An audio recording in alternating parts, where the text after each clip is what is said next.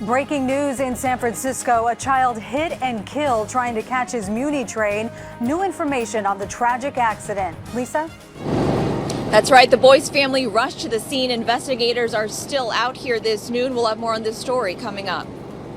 Another powerful earthquake rocks Nepal. Now a U.S. military helicopter has gone missing. The relief mission with Americans on board. The news at noon is next.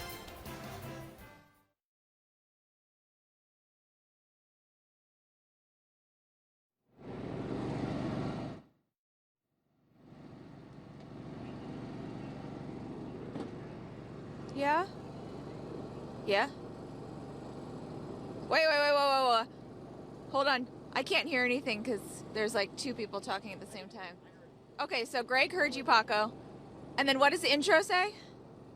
What does the intro say?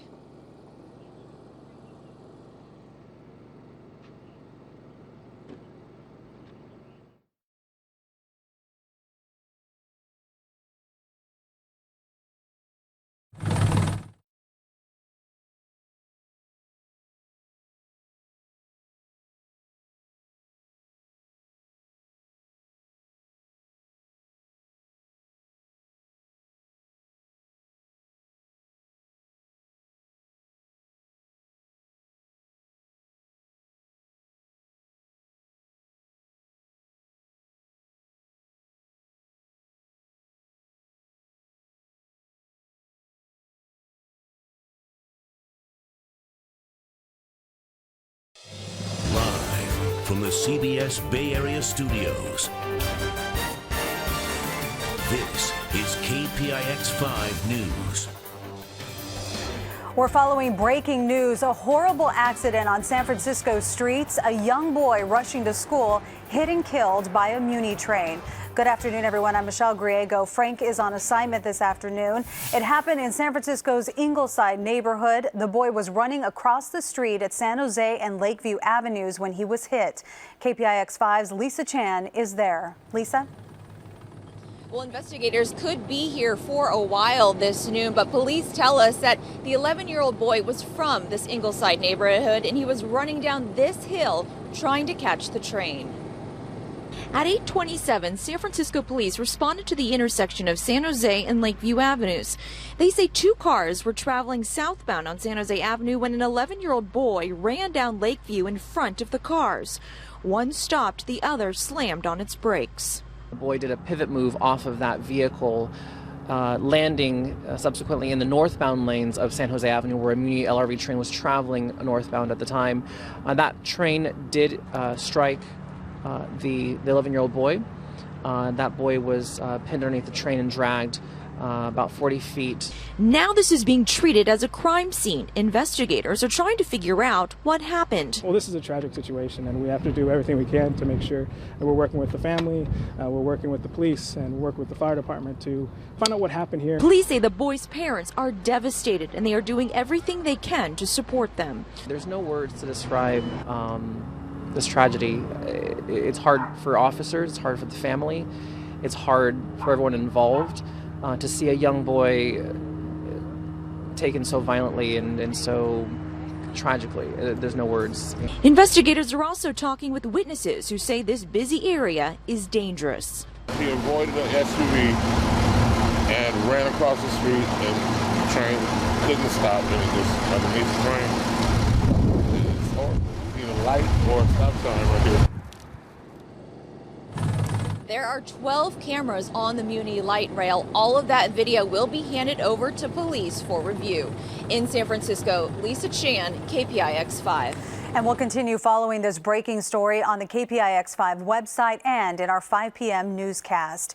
Developing news this noon, new reports that a U.S. military helicopter is missing after a second massive earthquake hits Nepal. On board are 6 Marines and 2 Nepalese soldiers. The death toll is well over 30 now, with more than 1,000 injured. CBS's Craig Boswell with more. Victims are being taken to hospitals after another powerful earthquake hit Nepal. The buildings were buckling, the cars were shaking, everybody filled out into the courtyard. The 7.3 magnitude quake was centered about halfway between the capital of Kathmandu and Mount Everest. In Nepal's parliament, legislators ran to safety during the quake. Nepal is still trying to recover from a 7.8 magnitude earthquake on April 25th that killed more than 8,000 people. Tuesday's quake is considered an aftershock of the April 25th event. This time, residents say the quake felt just as powerful. The ground is still moving underneath, But didn't last as long. Relief agencies from around the world are still in the country delivering supplies to isolated villages in the Himalayas. Craig Boswell, CBS News. The U.S. Marine Corps missing chopper was providing relief for the April earthquake. No word yet on how many people were on board. Salt water could be getting into the new eastern span of the Bay Bridge, causing some major problems. Last week, one of the bridge's anchor rods failed a safety test. It moved when it was tugged on. Officials say something like this could happen if water got inside the rod, and it may not be a simple fix to get it out. If the salt water got in there during construction, just like some of the fresh water did, we've got a finite amount of stuff, and we could eventually suction it out and dry it out and get back to where we want to be. If it's an ongoing intrusion, that's obviously much more serious and would require an investigation of the foundation itself. As much as $4 million in toll-payers' money will be spent to study the problem. Pretty soon, drivers will be driving on the new Doyle Drive in San Francisco. The roadway links the Golden Gate Bridge to the city. It's been under a 6-year construction project with a price tag of $1 billion. Crews have been building a new state-of-the-art roadway. The final touches will be made the weekend of May 28th through June 1st. That will be the final closure to cars. An Apple bus started smoking on the commute south this morning. It happened in the middle of Highway 101 in San Francisco just after 8 a.m. Officers say it was likely a mechanical fire. The bus driver pulled over to the shoulder. 55 people on board got off safely and were moved to another bus. The right lane was blocked for a couple of hours, waiting for the bus to get towed. For the first time in decades, 1 million people in the Bay Area will be facing mandatory water rationing. KPIX5's Kit Doe in San Jose with a closer look at how it'll all work. We are here at the headquarters of San Jose Water Company, where they announced some big plans late last night. San Jose is now the first big city in California to make these water cuts mandatory. In just a couple of weeks, nearly everybody in the South Bay will have to face mandatory water cuts or else pay some very stiff fines. It is the first time this has happened in a generation since the drought of the late 80s and early 90s. Here are the rules likely to take effect soon. Businesses and homeowners will be given a month-by-month allocation. That allocation is based on the average of all users in 2013. You will have to cut your usage by 30% of that 2013 average, or else pay a fine for going over the amount. No details on the penalty yet. Now, this affects the San Jose Water Company's 1 million customers and 80% of San Jose, Los Gatos, Saratoga, Montecito, Campbell, and parts of Cupertino. The State Public Utilities Commission is expected to approve these plans. San Jose Water Company will be holding a public meeting at the end of May or early June and then implement these tough new rules shortly thereafter. In downtown San Jose, Kit Doe, KPIX5. Water rationing is already working in Santa Cruz. Last year, that city implemented tough restrictions and penalties and saw drastic reductions. Robbers break into a San Jose home twice, but this time the intruders are caught on camera, and today they're still on the loose. The invasion was recorded on video last Friday in the city's Evergreen neighborhood. Armed with knives, the would-be robbers searched bedrooms upstairs until they got to the room where 3 family members were hiding. They called police, which scared the robbers off. They better be afraid. Their faces are on the YouTube, and they see me now, so they better run as far as they can. But they're going to get caught. The owner decided to install the surveillance cameras after his home was invaded the first time. San Jose Mayor Sam Liccardo says he wants the city's police officers to be outfitted with body cameras by next spring. Liccardo wants to shorten a test run with the goal of having all officers on patrol wearing cameras by June of next year.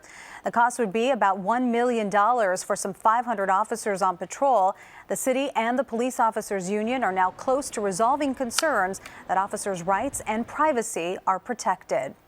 The man accused of attacking a San Jose teenage girl inside her home is scheduled to be arraigned today. The terrifying attack was caught on camera. The suspect, Mohammed Khaliki, grabs the girl while she fights back, and then he leaves the home. Police tracked Khaliki down after they say he went into hiding in San Leandro. He's also accused of trying to sexually assault a woman last month in a grocery store bathroom. A citizens panel examining the shooting of a Santa Rosa teen will make its recommendations today. Andy Lopez was killed by Sheriff's Deputy Eric Galhouse in October of 2013. The Press Democrat says the panel will make several recommendations to the Board of Supervisors, including establishing an independent oversight office and relieving Deputy Galhouse of street patrol duties and reassigning him. Police are investigating the death of a woman in San Francisco's Chinatown on Sunday. Her body was found in the historic Great Star Theater on Jackson Street. The theater's operator found the body and called 911. Police have placed him under arrest on suspicion of homicide charges, and police are not saying his connection to the woman who died. Debate begins today in the state capitol on whether to tax sugary drinks in California. The State Assembly Health Committee will consider a bill that calls for a 2-cent per ounce excise fee on sodas and other sugary drinks. Supporters say it would generate $3 billion a year. That money would go toward a program to prevent and treat obesity, diabetes, heart, and dental disease. Tonight, the Berkeley City Council will take up an ordinance to require notices about cell phones and radiation. It would require retailers to put stickers on cell phone packaging warning people that the devices may emit cancer-causing radiation and that they should keep phones away from their bodies. One councilman calls the danger credible. If enacted, the law would be the first of its kind in the country. And you may notice something new on the sidewalks of downtown Berkeley. These small boxes are called Positive Change donation boxes. City leaders launched the project last week as an alternative way to help. Any money dropped in will go to Berkeley homeless. The donations will be lumped together to fund things like personal ID cards and housing application fees for the homeless. Powerful gusts of wind plow through the Bay Area. The damaging blasts next.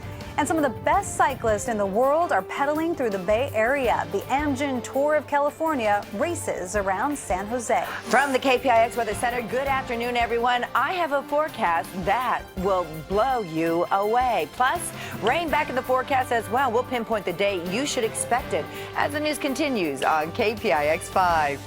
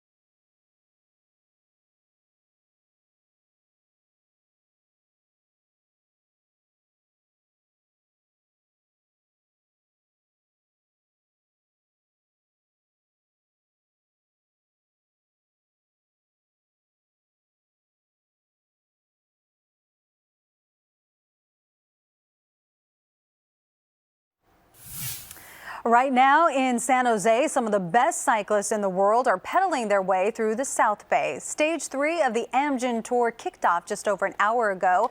Cyclists are heading north toward Livermore before circling back over Mount Hamilton. And it's the only Bay Area stop for this year's race. Today's stage will cover 105 miles. Roads will be closed along the route, affecting traffic today. The event wraps up on May 17th in Los Angeles after cyclists cover 724 miles all across the state. A windy weather is to blame for several cars getting slammed by scaffolding this morning.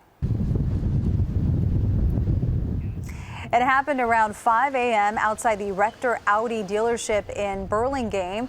4 cars were parked outside when the scaffolding was blown over by the wind, and several of the cars, they were dented pretty bad, as you can see. The back windshield of one completely knocked out, and the wind is still going out there, Roberta. It certainly is. Currently at SFO, we have wind gusts up to 33 miles per hour. Mountain View reporting wind gusts up to 21 in San Jose, easily in the 20s as well. Let's go ahead and take a look at some of our weather watchers in and around our Bay Area. They're checking in anywhere from 56 degrees just outside of San Francisco to 72 degrees. That looks towards Walnut Creek. I haven't seen this one before. Let's check that out.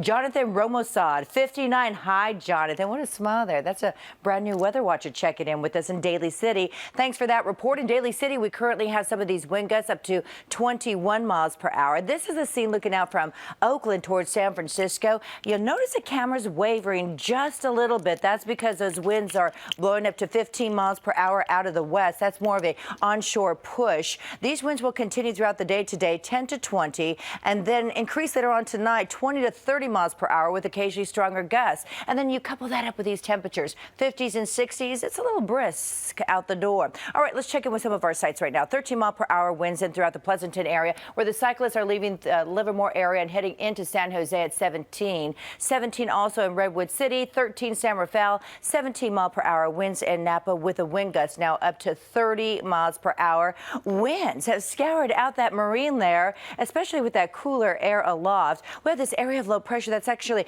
breezing through the Bay Area right now. It's precipitation free, so not seeing any kind of rain showers, just the wind associated with it. Next up, it's queuing up, getting ready to move into the Bay Area. That right there, that is an area of low pressure that promises to bring us isolated showers on Thursday, and even the possibility of an isolated thunderstorm as well. We're currently in the 60s, going up to 73 degrees at the state capital, 58 degrees Monterey Bay. It is blustery in Carmel. Tonight's sunset is at 8:10. By the time the sun comes back up tomorrow morning, it's going to be a pretty windy night.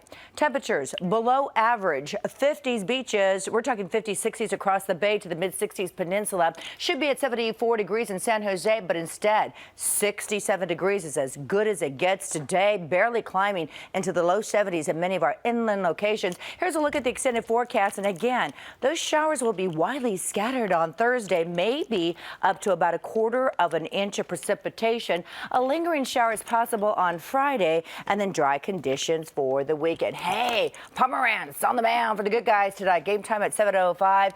Oh, it's the Red Sox in town. Some very windy conditions. Bundle up in the mid-50s. I know when to go to the baseball game. It's going to be cool tonight. I'm going tomorrow to the afternoon game. You're going tomorrow when it's going to be a little bit warmer. That's Afternoon. smart. All right, Roberta, thanks so much.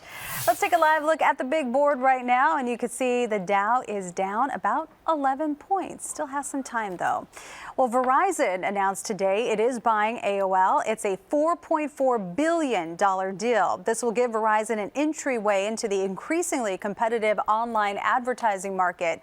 AOL owns the Huffington Post and other websites like TechCrunch and Engadget. Mixed results from crash tests as some midsize SUVs are tested. The Insurance Institute for Highway Safety says the Nissan Murano earned a good rating, protecting the driver the best among the 7 SUVs tested. The Ford Flex and Jeep Wrangler 4-door also received high marks. The Dodge Journey scored lowest in the group. Trending now, President Obama has decided to build his presidential library on the south side of Chicago, where his political career began. The president and first lady worked at the University of Chicago and have a home in the area. Well, moving can be stressful and costly. Tips to avoid getting ripped off before you make your next move. And we want to invite all you pet lovers out there. Send us your questions about their health and well-being. Just email pets@kpix.com or on our Facebook page, and we'll have our pet expert give you an answer every Friday right here at noon.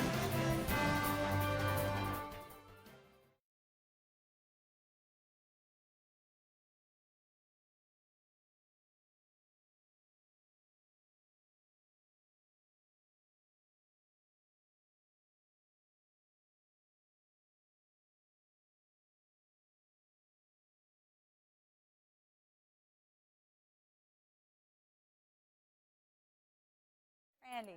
Yeah. He's bad.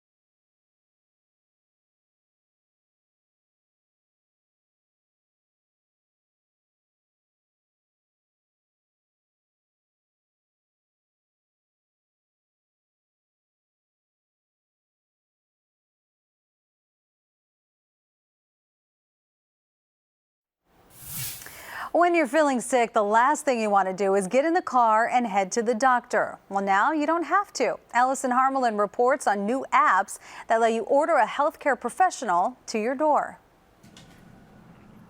Busy photography student Nicole Mata is usually the picture of good health. But when she recently got sick, she didn't go to the doctor. I was having a lot of issues with my primary care doctor, and it was almost impossible to get even an appointment. So instead, she pulled out her smartphone and tried the new app, Vitalize. Put in your symptoms, and in about an hour, Hi, Nicole. Yeah. the company sends a nurse to your door. What has been going on the last couple of days? So I had a fever. I also had a really bad cough, and then stuffy nose, a lot of headaches. After running through the symptoms and checking vital signs, the two video conference with the doctor. It seems like most likely you have what we call a URI, which is an upper respiratory infection. Vitalize is one of a handful of companies offering house calls in larger cities, including Pager.com, which will send a doctor to your door. Dr. Kimberly Henderson's an emergency room physician who also makes house calls for Pager. This is the bag that we travel with. Doctor Bag 2.0. The bag contains everything from sutures to strep tests. What if I need medication? So we also walk around with 20 of the most prescribed medications. Pager.com takes insurance, but bills out of network. Vitalize does not take insurance. Both cost around $200. Mata, who was treated with fluids and pain medication, says it's worth it. I didn't really waste any time waiting. Allison Harmelin for CBS News, New York. The companies do not treat serious conditions that require an ER visit like chest pain, shortness of breath, or head injury. In those cases, patients are told to call 911. California is a leading state in the nation for complaints about fraud from moving companies, and now the government is stepping in to warn about the issue. Federal officials say people need to do their homework before they hire a mover. They get thousands of complaints about moving companies losing or damaging property, as well as tacking on unexpected fees. One California woman says she faced all of those problems. I didn't do enough homework, and if anybody can hear my story and learn from it so that it doesn't happen to them, I'm embarrassed but happy to share. The government has launched a campaign to help people understand their rights and the responsibility of the movers. And the countdown is on. Just 7 shows left for David Letterman. Tonight, Dave welcomes President Bill Clinton and Adam Sandler. It's right after KPIX 5 News at 11. And we'll be right back.